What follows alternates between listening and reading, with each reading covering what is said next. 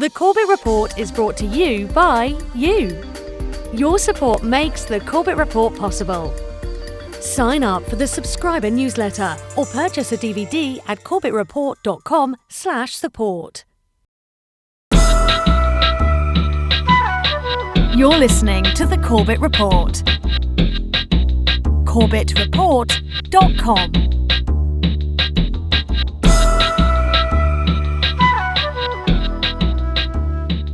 Welcome, ladies and gentlemen, welcome to another edition of the Corbett Report.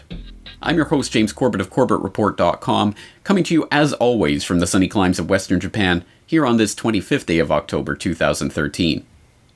Welcome to episode 285 of the Corbett Report podcast. Meet Noam Chomsky, academic gatekeeper. Now, it would be exceptionally easy to begin any criticism of Chomsky simply by dismissing him outright as some sort of idiot or charlatan, by saying something to the effect of, oh, he was always overrated as an academic anyway, and nothing of his writings or his speeches is of any real consequence. Again, it would be exceptionally easy to say that, but it would be equally intellectually lazy and intellectually dishonest.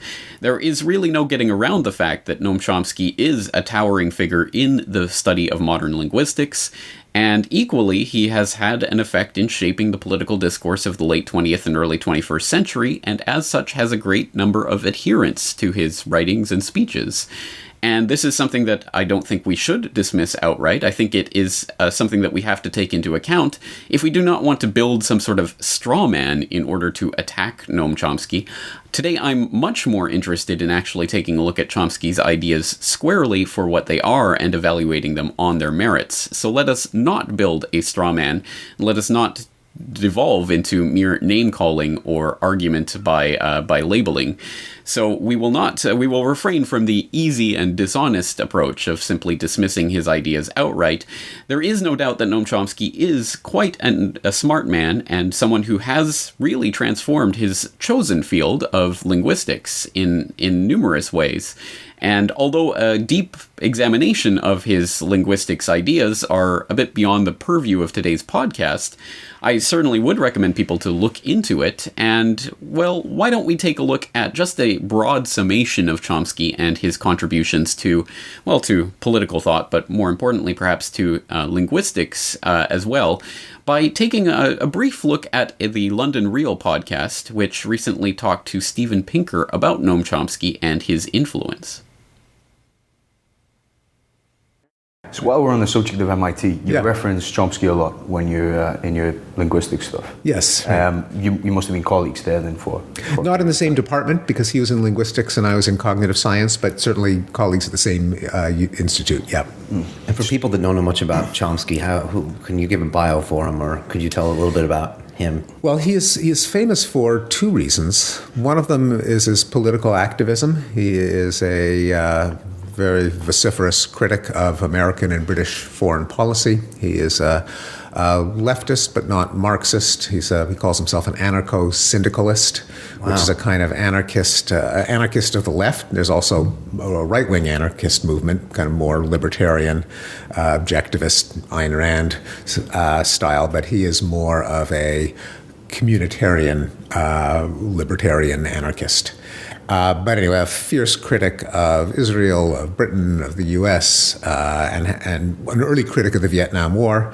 And he has a huge following because of his prolific output in politics. I mean, probably more than 100 books.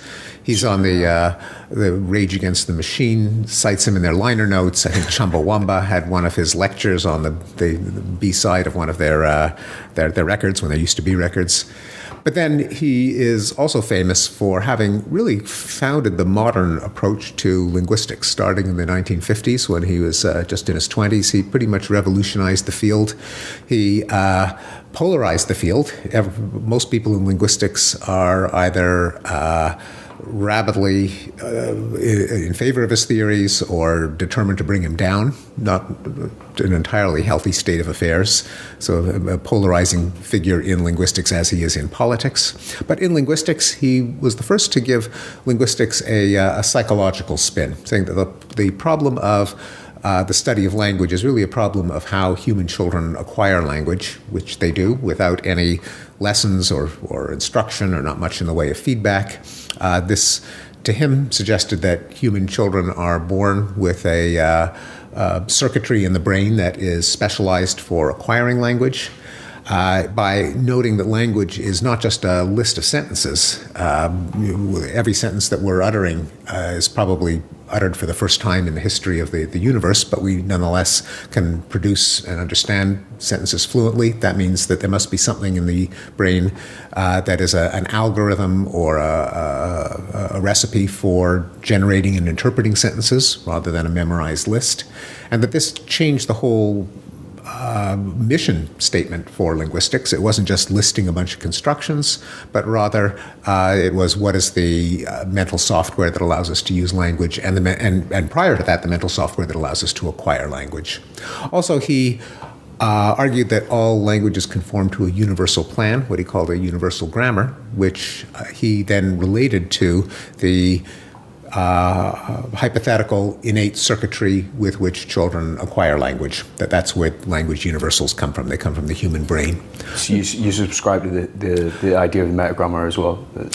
To some extent. I don't. I think Chomsky's particular theories of grammar are a little too complicated and exotic for my blood. I think they're kind of needlessly complicated. And whenever you have a theory that is so identified with one individual, whether it be Freud or Piaget or any big theorist, it's never exactly the truth, because this is all bigger than any of us. And a field that is too oriented either for or pro or con one person's ideas, I think is somewhat distorted. But I do think that he had some important insights. I think the idea that children are specialized for learning language is on the right track. I think the idea that what is interesting about language is the mental software that allows us to learn and use it. I think that's a positive agenda. And then he also introduced a number of technical ideas. The fact that a sentence is not just, first of all, it's not just a string of words. It's not just one word reminds you of the next one that reminds you of the next one, reminds you of the next one. And so you have a chain of word associations, but there is a hierarchical structure. Words are grouped into phrases, which are grouped into bigger phrases, which are grouped into sentences. The fact that even that is not quite enough to explain how language works, because then there are also ways in which we mangle those hierarchical phrase structure trees. We snip a word from one place and glue it somewhere else, what he called transformations. So when I say, what did you eat this morning? The what refers to the position after eat, namely whatever it is that you ate. And to understand how we can ask a question, you have to add an additional bit of machinery to the algorithm that allows us to speak, namely one that relates words in multiple positions in a sentence. That's another technical innovation, led to the concept of deep structure. So I think all of those are genuine and long-lasting contributions to our understanding of how language works.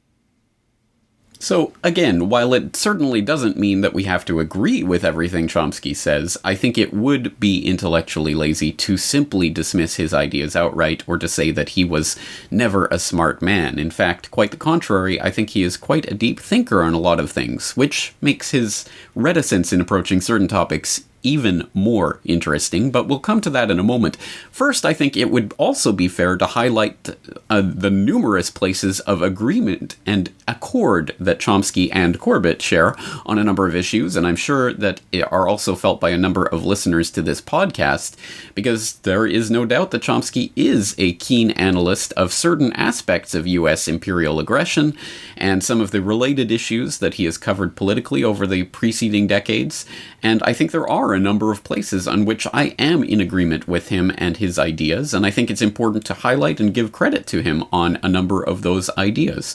So let's just take a look at a brief compilation of some of the points on which I truly do agree with Chomsky and what he has to say. We know, because we've seen what you've had to say on the subject, how you regard Bush and Blair's record in the Middle East. Do you think Obama's no better? In many ways it's worse. Why? I've been writing about it. I started writing about it before the election. Why is he worse? Well, should we go through the details? A drone strike is a terror weapon. We don't talk about it that way, but it is. Just imagine if you're walking down the street and you don't know whether in 5 minutes there's going to be an explosion across the street and from some place way up in the sky that you can't see, and somebody will be killed, and whoever else is around will be killed, and maybe you'll be injured if you're there. That just is a terror weapon. It terrorizes villages, regions, huge areas. In fact, it's the most massive terror campaign going on by a long shot. It's hard to remember, but there used to be a system of justice in the West which said that a person is a suspect until he's proven guilty. Up until then, he's a suspect. He's innocent until proven guilty. Well, that's gone. Now you just kill them if you think they're guilty. Obama made it primarily because the financial institutions, who have enormous power in the country, mainly thanks to Reagan and Clinton, they preferred him to McCain. So they poured money into the Obama campaign way beyond McCain, and that's the core of the funding. And yes, he managed to make it, over to win the election. The Pentagon budget, as you know, is now going up. The Heritage Foundation, which calls itself conservative in some odd Orwellian usage, it has presented the budget which Congress, the Republican Congress, pretty much implementing. Any government service that goes to people is down, but one part is going, actually two parts are going up. The Pentagon budget has to increase according to the Pentagon budget, and of course the other component of the security system, the imprisonment of the population, which is now taken off into the stratosphere, that part has to increase too. Newt Gingrich, of course, agrees. And the reasons are explained. The reasons were explained, for example, by a spokesman for the aircraft industry for Lockheed, which happens to have its corporate headquarters in Gingrich's district, and just received a huge subsidy from the Clinton administration for having had to face the big problem of merging with Martin Marietta, along with big subsidies for the corporate executives and so on. So an executive of Lockheed Martin, the new merged corporation, pointed out that it's a dangerous world out there in which sophisticated fighter planes are being sold. So we're really in trouble. Who are they being sold by? Well, mostly by us. We have about 75% of the international arms market at that time for the third world, and he pointed that out. Executive went on to say, we've sold the F-16, the most advanced fighter plane. We've sold the F-16 all over the world. What if a friend or ally turns against us? So it's a real dangerous world out there. And there's an obvious solution to that. Namely, we should sell still more F-16s, but now upgraded ones. So the public should pay Lockheed and put money into the hands of Gingrich's constituents. We should pay Lockheed to upgrade F-16s so they're even more dangerous. And then we should do what's called selling them to the third world, which means giving them with export-import bank loans and other guarantees that are again paid for by the public. And having created a more dangerous world out there, we then have to spend tens of billions of dollars on F-22s in order to counter the threat that's created this way. That's the obvious solution, and that's indeed what we're doing, and that's why the Pentagon budget is going up with a sort of a small point on the side. Incidentally, the public is overwhelmingly opposed to this. The public is by about 6-to-1 opposed to increasing the Pentagon budget. The Pentagon is opposed to it, says it doesn't want all that stuff. But there's someone more important who does want it, namely people like Newt Gingrich's rich constituents and others like them, who have to be protected from market discipline. If they had to face the market, they'd be out selling rags or something, but they need a nanny state, a powerful nanny state, to pour money into their pockets. They happen to be there represented by the country's leading welfare freak, Newt Gingrich. That's literally correct. It's not an exaggeration, and it's furthermore well known, although it's not reported. Manufacturing Consent. What is that title meant to describe? Well, the title is actually borrowed from a book by Walter Lippmann, written back around 1921, in which he described what he called the manufacture of consent as a revolution in the practice of democracy. What it amounts to is a technique of control. And he said this was useful and necessary because the common interests, the general concerns of all people, elude the public. The public just isn't up to dealing with them, and they have to be the domain of what he called a specialized class. Notice that that's the opposite of the standard view about democracy. There's a version of this expressed by the highly respected moralist and theologian Reinhold Niebuhr, who was very influential on contemporary policymakers. His view was that rationality belongs to the cool observer, but because of the stupidity of the average man, he follows not reason but faith. And this naive faith requires necessary illusion and emotionally potent oversimplifications, which are provided by the myth maker to keep the ordinary person on course.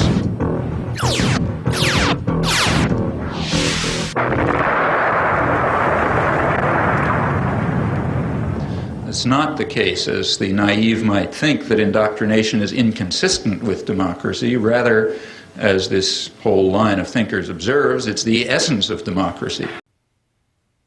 So I hope the picture is being painted of a very important intellectual figure who really does have a keen intellect and an ability to analyze events and to call them squarely as they are from time to time. Someone with whom I, and I'm sure many of the listeners, have many points of accord and agreement. So this is not a critique that is coming from a place where simply dismissing everything he says as some sort of monumental lie is the tack that I'm going to take. I think what we have to do is construct a more nuanced understanding specifically of those areas of disagreement that we may have and why Chomsky seems so reticent to get into certain types of critiques of the system that he otherwise is an erstwhile critic of. And I think it's extremely interesting to take a look at those points specifically because, of course, the function of a gatekeeper is not to spout 100% lies all the time or to be some sort of bumbling fool who doesn't know what he's talking about. It is to be exceptionally smart, exceptionally good, exceptionally keen analyst on enough topics that people will buy into what you are saying, so that on those one or two topics that you have to skirt around and that you have to get your audience to stop paying attention to, you can do so with some credibility, building up the capital in order to spend it, which I'm sure will not be music to the ears of any anarcho-syndicalists like Chomsky in the listening audience, but I think is an apt analogy. He has, Chomsky and many other gatekeepers, but let's focus on Chomsky today, certainly do build up their capital in a number of different areas in order to spend it, and I think we've just seen some of the areas in which Chomsky has built up his capital over the decades, and which really have earned him an enthusiastic and genuine support base. I don't question the authenticity of those who really do believe in Chomsky as some sort of figure that we need to take seriously on all subjects. I do question, however, the way in which his supporters tend to support him no matter what he is saying, whether it is rational and evidence-based or not.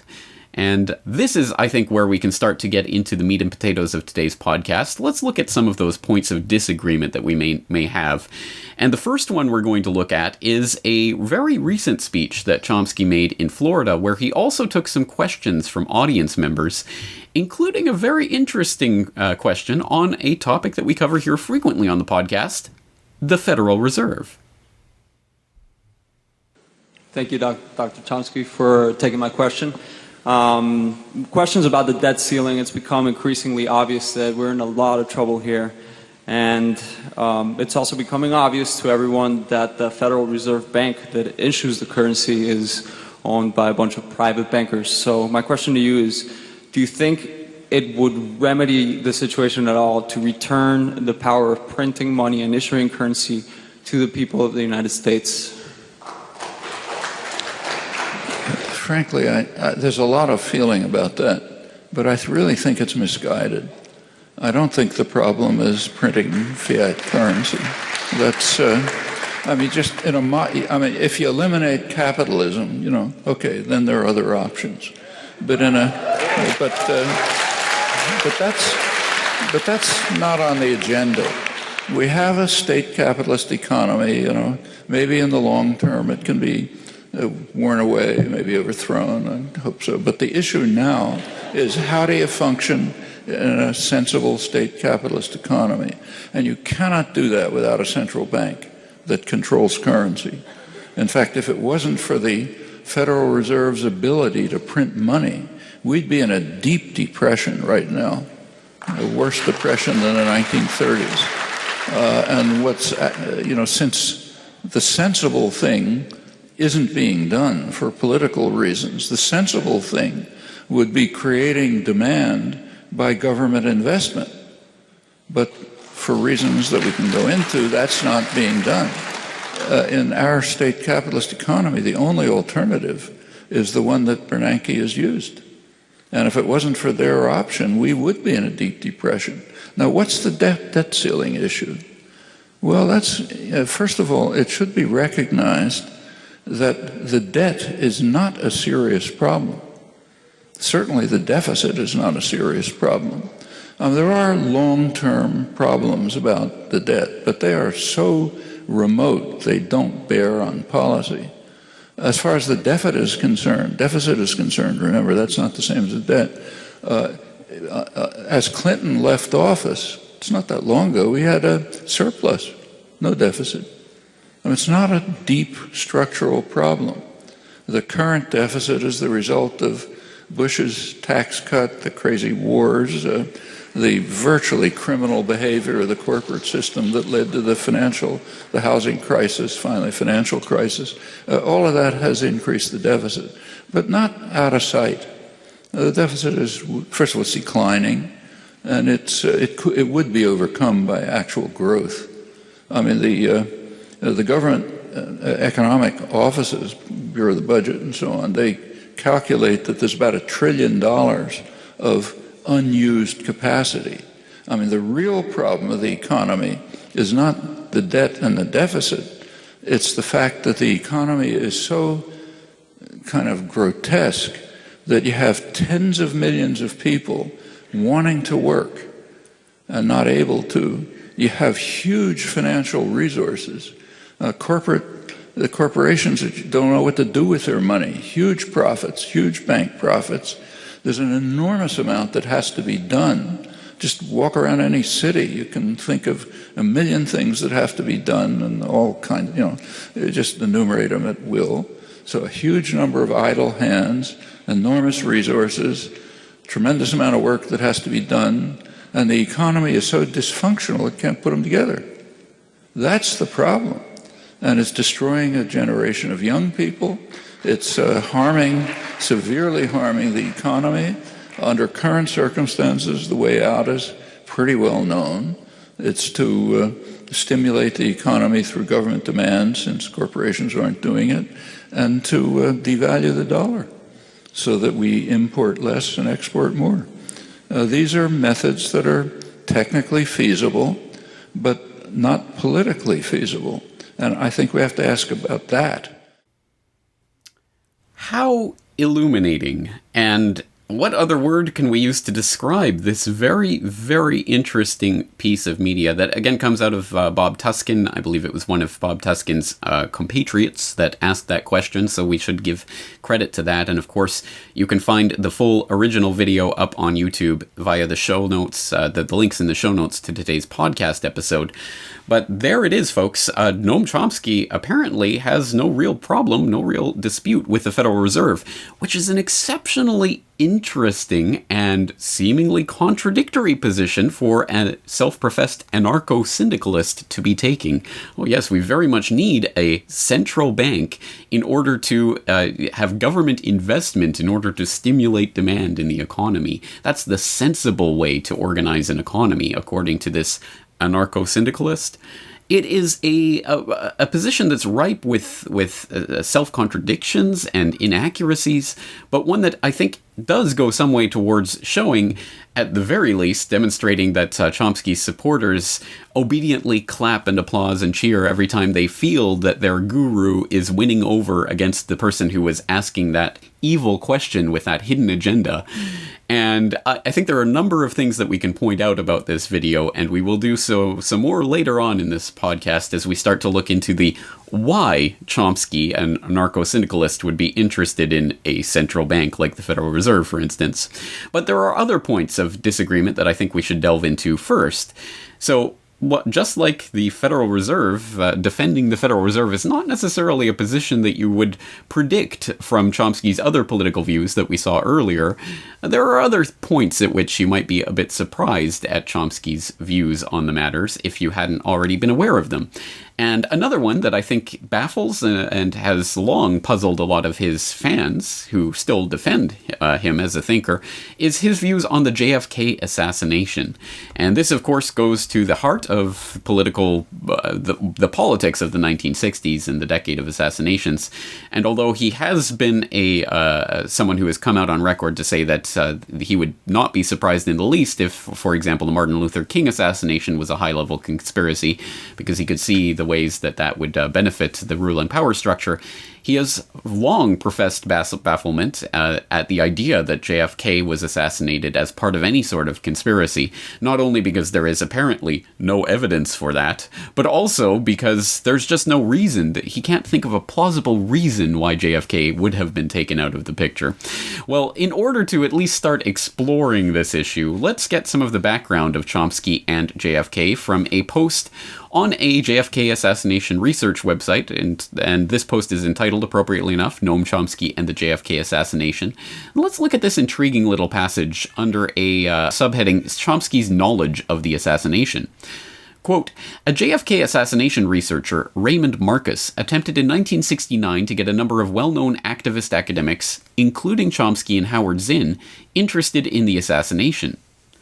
I had assembled a portfolio of evidence, primarily photographic, that I could present briefly but adequately in 30 to 60 minutes. I first met with Noam Chomsky.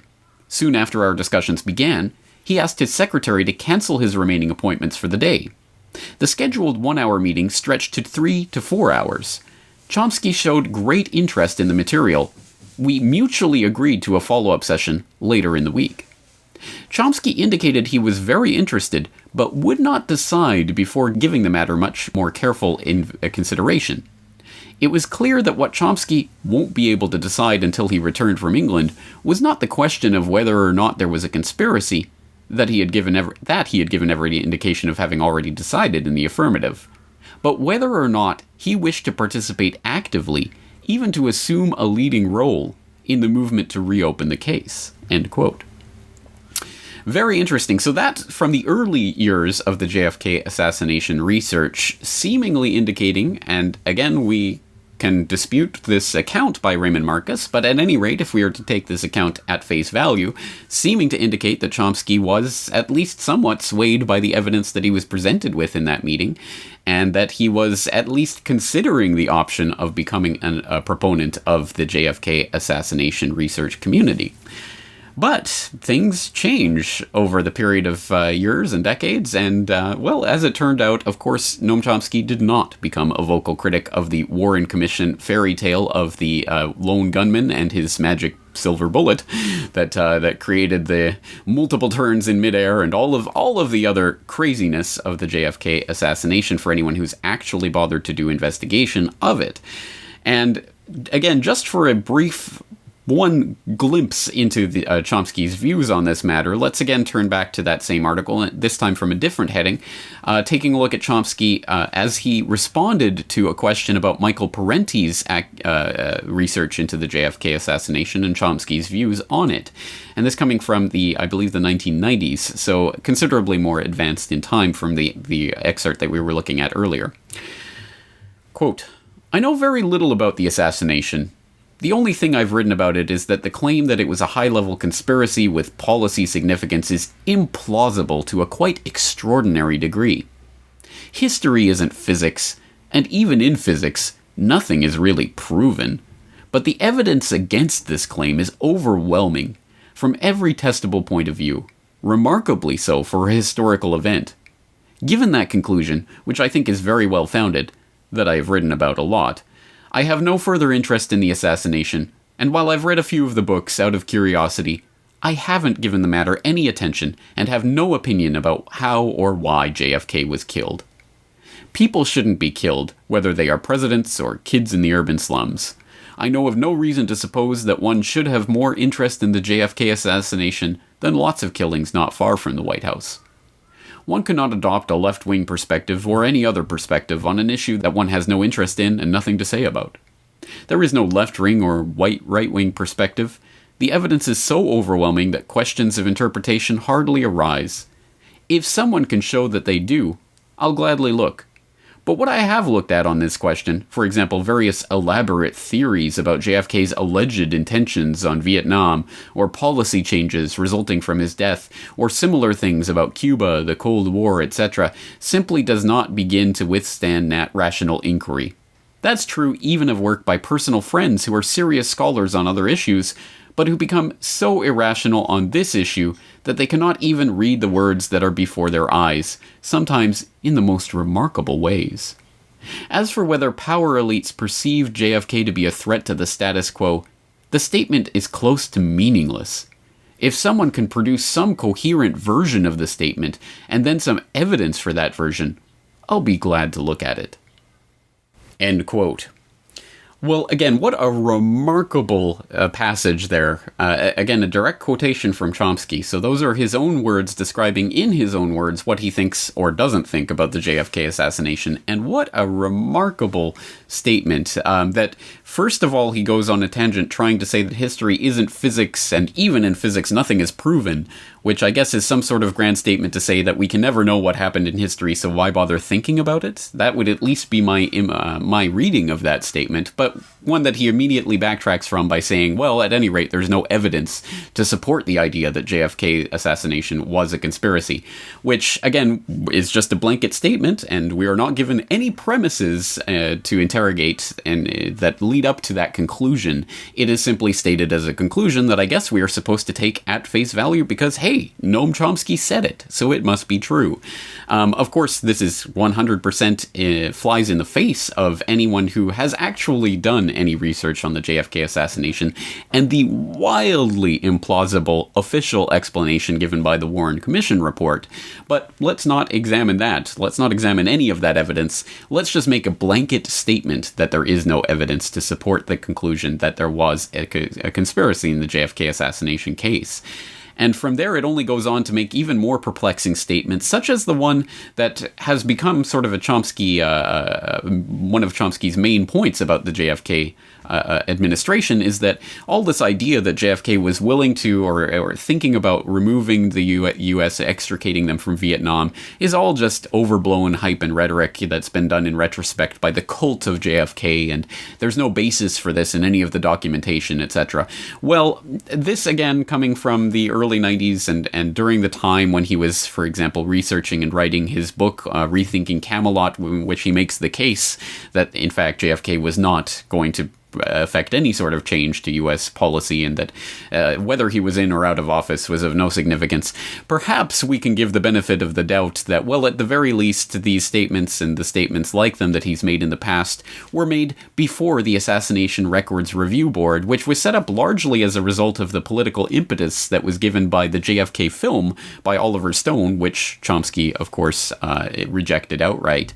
And that Assassination Records Review Board was responsible for the release of many documents that have gone on to shape and reshape our understanding of the JFK administration and what was actually happening behind the scenes. So that, just as one example, people might not know this, but the documents show, the Operation Northwoods documents showing that the U.S. government, right up to the level of the Joint Chiefs of Staff, had been planning on committing terror attacks and staging terrorist incidents even in the United States, even killing American citizens as a pretext to blame on Cuba in order to invade Cuba. Those documents were released as a part of this Assassination Records Review Board process. So this is not an insignificant thing, and it did provide many details that helped to shape our understanding of that JFK administration.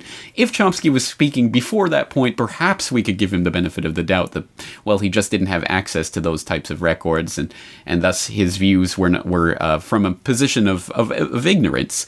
But now, decades later, one would think that that Chomsky had fundamentally altered his view of the JFK administration and could see the very cogent, very coherent case laid out by those colleagues that he refers to in that speech, such as presumably Peter Dale Scott, who he co-edited the Pentagon Papers with, who was also the author of the book about JFK and his assassination, making the case that, in fact, yes, JFK really was planning on pulling America out of Vietnam.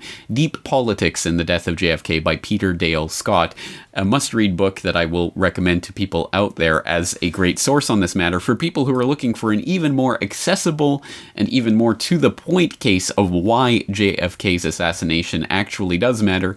I would highly recommend the incredibly readable, incredibly engaging book by Jim Douglas, JFK and the Unspeakable, Why He Died and Why It Matters, which again makes an exceptionally straightforward, exceptionally well-documented and well-argued case that, yes, the JFK assassination did fundamentally change the course of U.S. politics.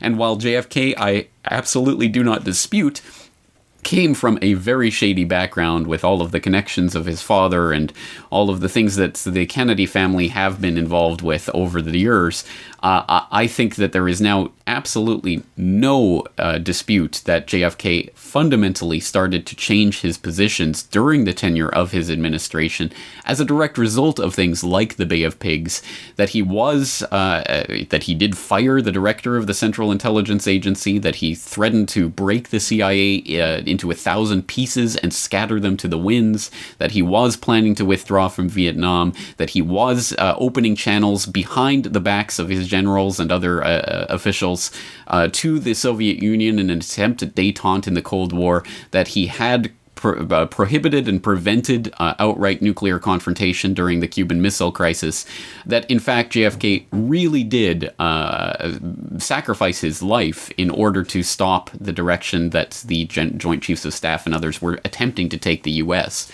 And I think that there is eminent evidence for this, and I think that the case has been made by people like Douglas and Scott, who again I will refer the listeners out there to on this matter. So again, it is exceptionally interesting that Chomsky, merely by stating that there is no evidence that there was a conspiracy and that it doesn't really matter because there's no reason anyone would want to kill Kennedy, we are expected to take these without any examination of any evidence or even any premises that would lead us towards that conclusion.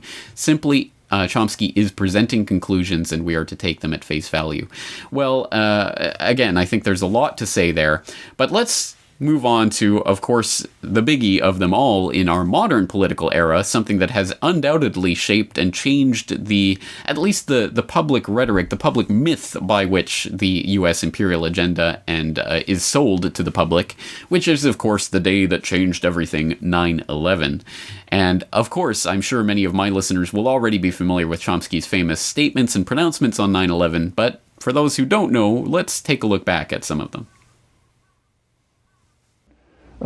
The activists in it, the people in the center of it, as far as I can tell, very few of them are people with any record or involvement in political activism, doing anything. Maybe a couple here and there. Most of them are just drawn into it. And, and they have factoids too. Like somebody found nanothermite, whatever the hell that is, and the bottom of Building 7 or whatever. Okay, I have no idea what it means or if it means anything. But that's the core of a large part of the evidence that was done by the Bush administration. Now, the people who are writing about this, they are experts in physics and civil engineering on the basis of an hour on the internet. Okay, so you spend an hour on the internet, you become a super expert in civil engineering and physics, and you learn what nanothermite is, and and so on. And it's kind of like, I don't have to tell you what it takes to understand something about physics. It's not an hour on the internet. They've managed to collect a very small scattering of architects and one or two people who are supposed to be scientists and a couple of others who write articles in the Journal of 9/11 Studies and maybe sometimes in an online journal somewhere. And so, okay, that proves that the scientific world is with us. And then comes along a big story. There's some obvious questions. Like, suppose the Bush administration did it. Why would they blame Saudis? Are they insane? I mean, they wanted to invade Iraq, right? Everybody agrees with that. So why don't they blame Iraqis? Okay, if they had blamed Iraqis, open and shut case. The whole country's for you. You get a UN resolution, and NATO supports you. You just go ahead and invade Iraq. Since they blamed Saudis, therefore harming themselves, that's their closest ally, they had to go jump through hoops to try to invent stories about weapons of mass destruction and connections to Al-Qaeda and all this other thing. They finally invaded Iraq. So, like, are they lunatics? I mean, that's one possibility, of course. You got another explanation for why they should blame Saudis? Well, the 9/11 person would say yes, because they're very, very slow. They're very devious. Yeah, that's exactly what you get. It would have been too obvious if they'd blamed Iraqis, so they had to do it some other way. Yeah, you can find answers to anything if you try hard enough. And huge efforts are going into this. Nothing's ever going to happen. They tried it for 7 years. They never indicted Bush. Of course, we're never going to. They go on for another 50 years. It's never going to have any effect.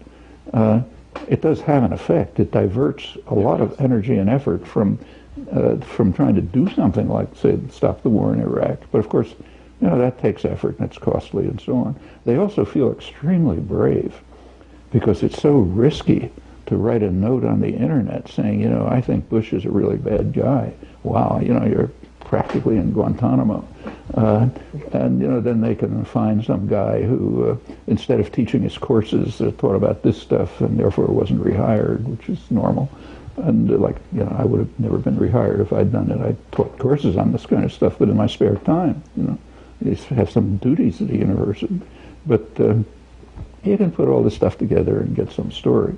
So you're feeling very brave and bold, and then come stories about the reasons why people like me don't go along. We're secret CIA agents. We're, I think the phrase is left gatekeepers. There's a category of left gatekeepers. The government inserts into the popular movements people who pretend to be critical, but they're really gatekeepers. They're just trying to stop the real criticism. Bush put the bombs in Building 7 and so on. And you can build up big stories like that, and a lot of people believe them. I mean, it's a little bit like believing that the reason for why my life is collapsing is because the rich liberals who own the corporations are giving everything away to illegal immigrants. It's an answer too. You can find some factoids about that. That the Bush administration gained from it, although true, it doesn't seem to tell you anything. It just says they're just one of the power systems in the world, so they gained from it. Did they plan it in any way or know anything about it? This seems to me extremely unlikely. I mean, for one thing, they would have had been insane to try anything like that. If they had, it's almost certain that it would have leaked. It's a very porous system. Secrets are very hard to keep. So something would have leaked out, very likely. And if it had, they'd all have been before firing squads, and that'd be the end of the Republican Party forever. To take a chance on that, even if you could control what would, further, it was completely unpredictable what was going to happen. I mean, you couldn't predict that the plane would actually hit the World Trade Center. I mean, it happened that it did, but could easily have missed. So you could hardly control it. But what you could be almost certain of is that any hint of a plan would have leaked and would have just destroyed them. And to take a chance on something like that would be meaningless. And the belief that it could have been done is so,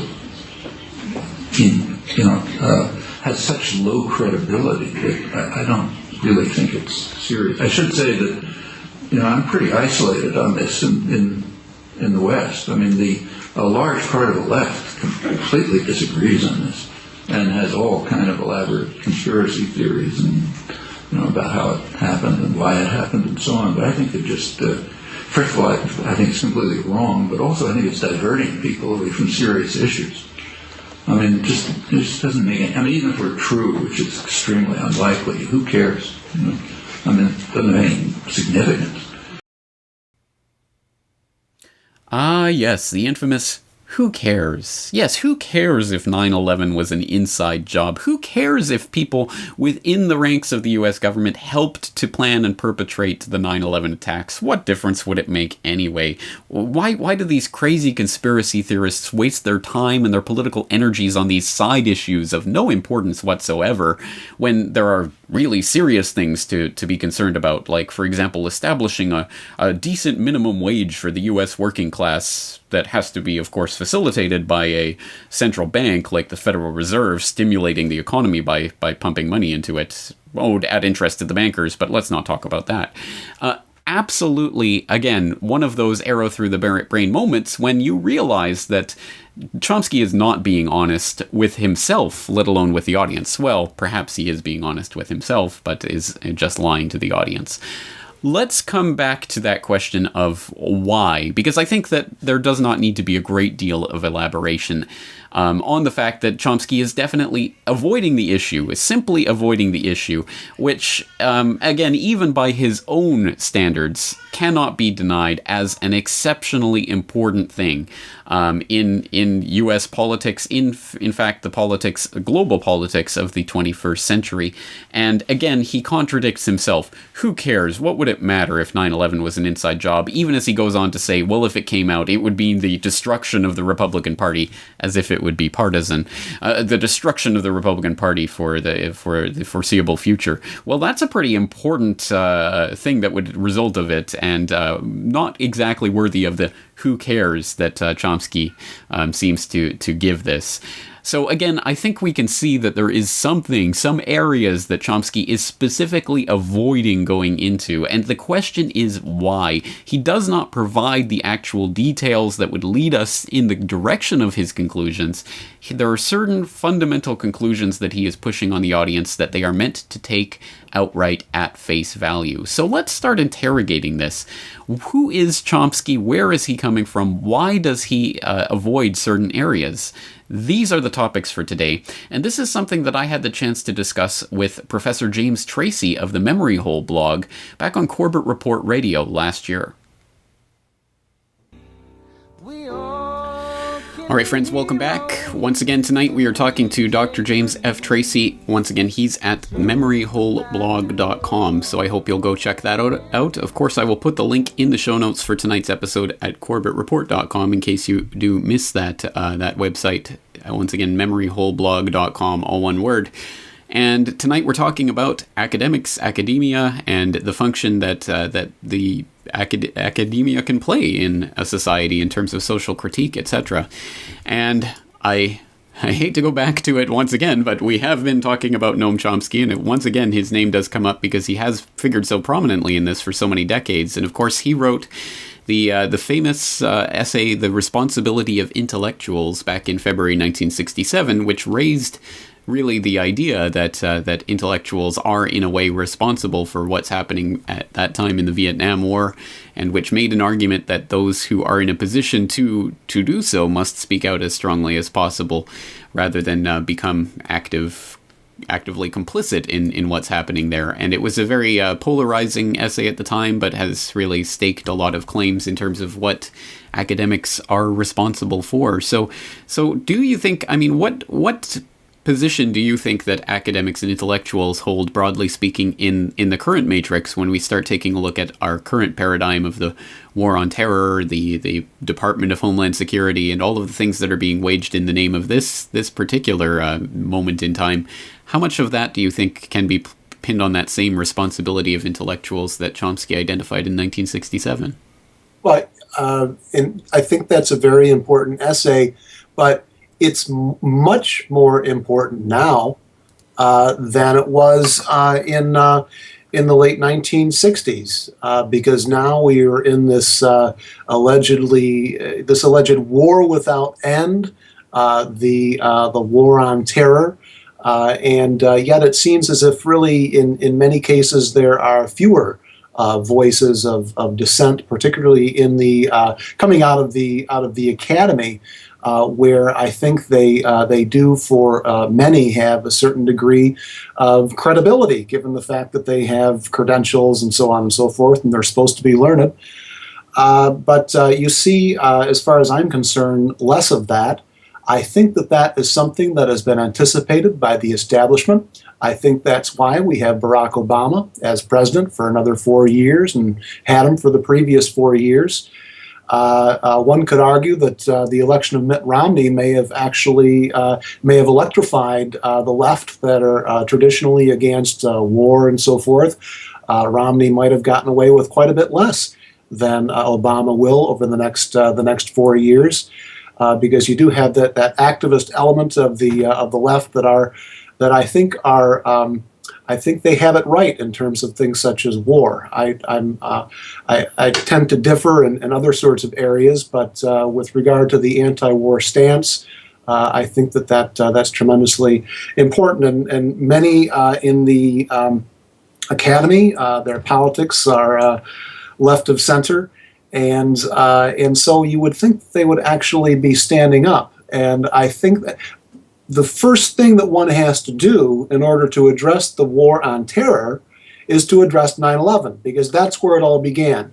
And if one is afraid of going there because they're going to be called names, it's a big step. But if they're afraid of going there, then they're not really able to address the present historical moment. They're going to be addressing it really without any sort of without the foundation that is necessary to concretely address it. And it begins in many ways with that event. One could argue that it began in '93 with the World Trade Center bombing. At that time, it was exacerbated in '95 with the Oklahoma City bombing. There's no doubt about that with regard to anti-terror legislation and what have you. But really, overall, it came to a head with 9/11. So that's something that really has to be addressed. That is not addressed to the extent that it should be, and I think that is. In the late 1950s and early to mid 1960s, there were things such as the Civil Rights Movement and the anti-Vietnam War movement. Out of where that essay by Chomsky came, out of that era, and it was not necessarily popular to stand up and to take a stance with regard to U.S. foreign policy or with regard to the civil rights of African Americans. It's not the same as the case, I think, today with regard to matters such as 9/11 or Barack Obama's foreign policy. People are afraid of being called a racist or conspiracy theorist. But if one is principled, if one has good information, then they should be able to stand up and make it a point to be heard in the public realm, whether it's a show. By James Corbett or elsewhere. Once again, James Tracy of the Memory Hole blog, memoryholeblog.com. Well, we have examined a lot about Chomsky today, but of course it brings us back to that question, which is the fundamental starting point and ending point of any such investigation into the gatekeeperness of a gatekeeper like Chomsky, which is, well, is he serious with himself? Is he serious with his audience? To what degree does he know what he's talking about? To what degree is he deliberately misleading people? And to what degree is he misleading them in general? And these are, of course, all very good questions, and ones that I will not presume to answer for you, the listener out there, that I will ask you to answer for yourselves. But I will, of course, share my own thinking on this matter, which is that I am not going to come today to any grand conclusion about Noam Chomsky's affiliations and who he may or may not be working for. Of course, we all do know that he is a tenured professor of MIT, which of course means that he has been basically signed off. His paychecks have been signed off on by the Pentagon, sometimes quite literally, as some of his early research into syntactic structures and the like were literally funded by the U.S. Air Force, etc. But beyond that type of connection, I don't think that it necessarily serves to make the case to to speculate about what degree or positions he may have held in whatever sorts of organizations without any proof of those connections. And of course, recently the CIA has come along to help bolster Chomsky's credibility by saying, oops, yes, look at the documents. Yes, we were spying on Chomsky. He was such a threat to us. So that further bolstered his reputation as this academic rebel that has further cemented his status in the popular imagination as someone who is deeply troubling to the powers that shouldn't be. Despite the fact that he won't look into any of these fundamental underlying areas that would really destabilize the entire political order as we know it, even as he himself admits with such things as, who cares? I would like to invite people to also look back on that Federal Reserve video that we looked at earlier in today's episode, and I'd like to, I'm wondering if I'm the only one who noticed that in fact he isn't answering the question that was asked. He is answering a very different question. The questioner was in fact asking about whether or not the people should take control of printing the money. This is the idea that is propounded by people like Bill Still and Ellen Brown, that it's not the idea of a fiat currency itself that is anathema, it's the idea that it's being controlled by these central bankers at interest owed back to themselves is the problem. And he's asking about taking that power of the printing back to the people via the Treasury. Again, whatever you think of that idea, Noam Chomsky certainly did not address that idea. He instead went on to talk about the abolition of central banks altogether and the abolition of the Federal Reserve. He did not answer the person's actual question, and I don't think anyone in the audience really seemed to catch on to that as they dutifully applauded each and every point that he appeared to make, lording over the person who was asking that question and his presumed agenda in asking that question.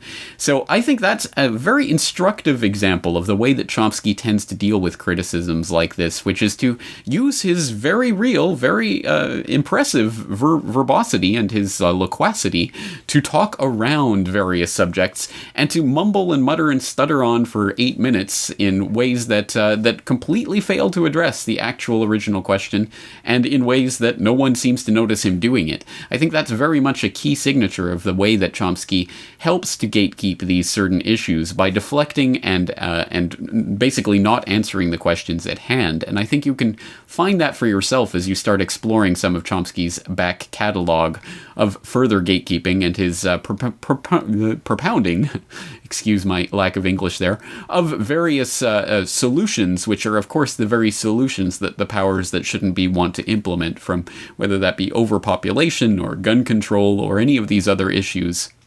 Central banking and the Federal Reserve and things like this that Chomsky propounds. And again, we can speculate about his motivations in doing so till the cows come home, but I don't think it's necessarily fruitful to do so. I think we can simply see Chomsky's pronouncements for what they are, and we don't have to bring in very much in the way of speculation into this conversation.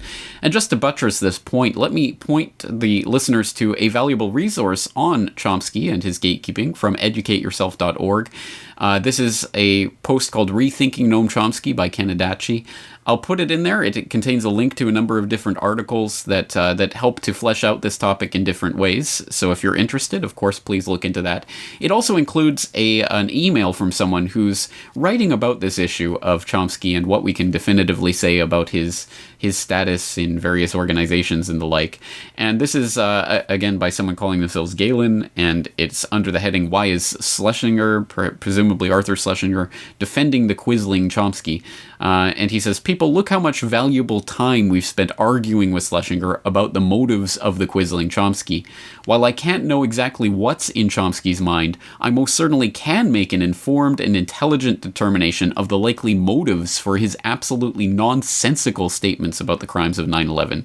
Chomsky is behaving like a classic gatekeeper of the left, like controlled opposition. All we're saying is, if it walks like a duck and quacks like a duck, it's probably a duck. And so, my friends, I think that is the note that we will leave things on today as we look at the duck waddling away, quacking its gatekeeper song.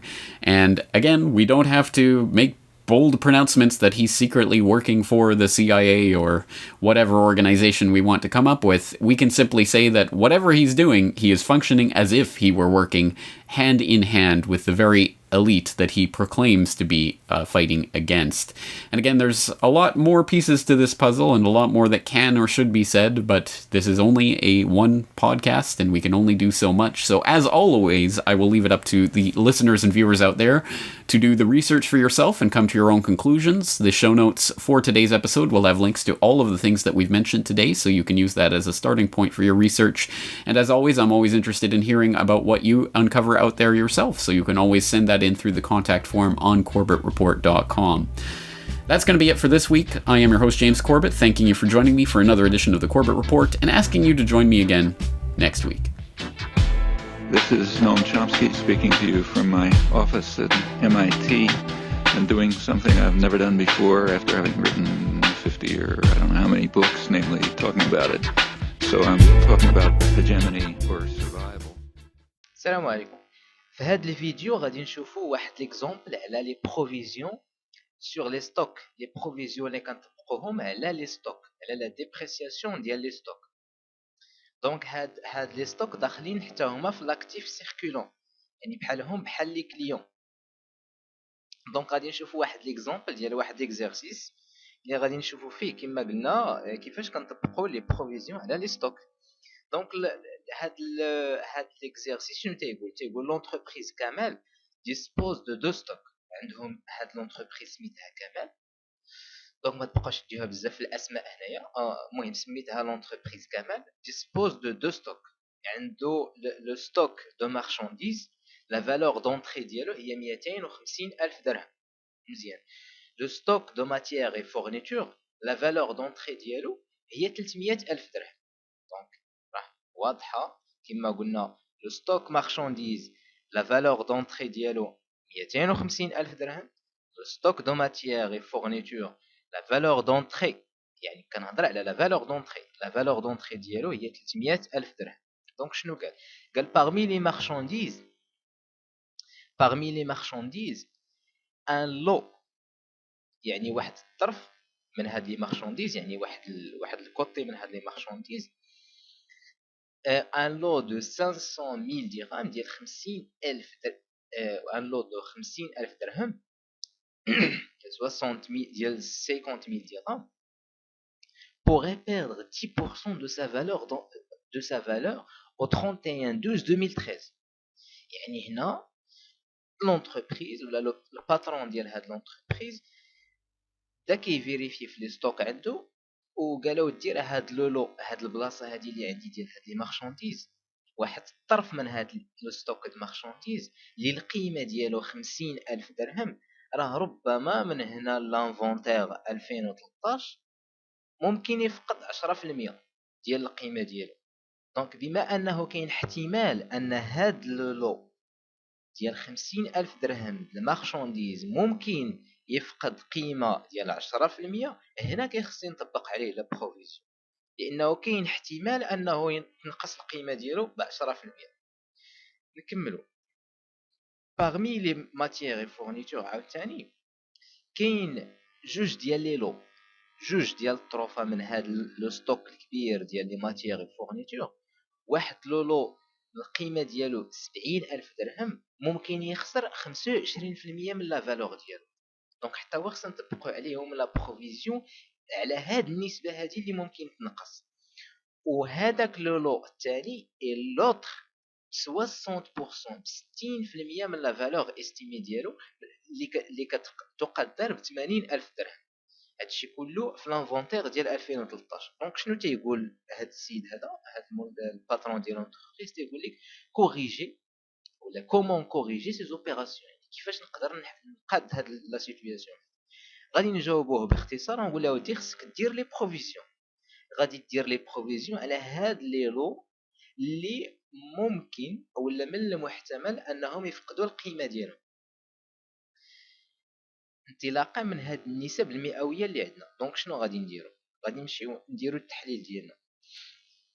لي مارشانديز اولا لو ستوك مارشانديز، لا بروفيزيون اكريي على هاد لو ستوك مارشانديز غادي ناخذوها غير على داك لولو اللي القيمه ديالو 50,000 درهم واللي قلنا ممكن يفقد قيمه ديال 10%. دونك شنو كندير؟ كناخذ 50,000 درهم كنضربها في 10% كتعطيني 5000 درهم. دونك هاد 5000 درهم هي القيمه ديال لي بروفيزيون اللي غادي نطبق على لو ستوك مارشانديز.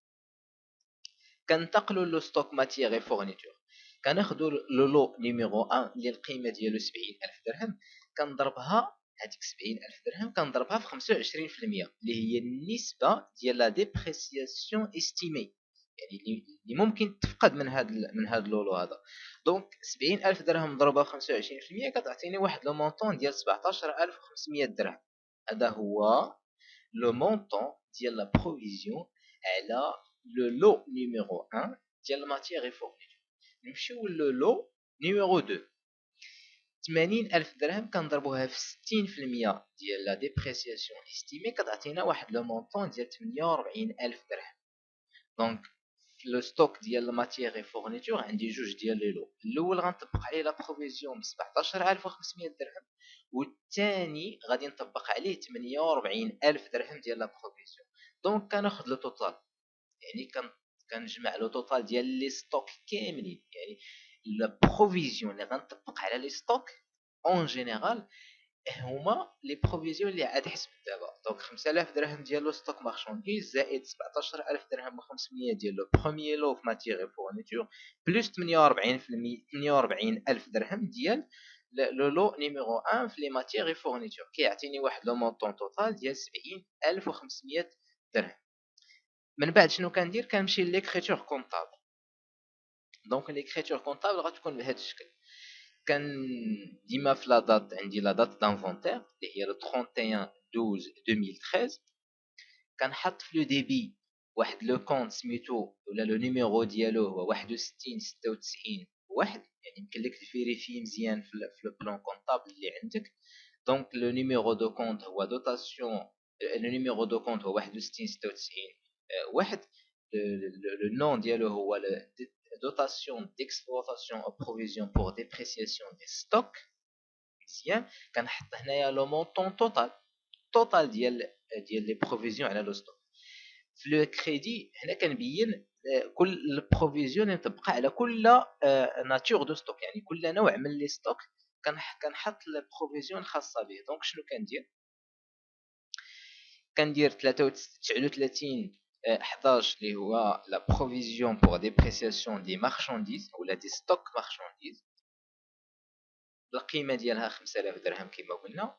39 12 هي بروفيزيون بور ديبريسياسيون دي ماتيير اي فورنيتور، وهنا كنحط 65500 درهم اللي هو المجموع ديال 17500 درهم زائد 48000 درهم اللي خاصه لي ستوك دو ماتيير اي فورنيتور. في لو ليبيلي كنكتب constatation ou la création de la provision sur le stock marchandise plus le stock matière et fourniture. وهكذا كنكون قاديت لي بروفيزيون اللي مطبقين على لي ستوك. دونك هكذا كنكونستاتيو في كل مره لي بروفيزيون على لي ستوك.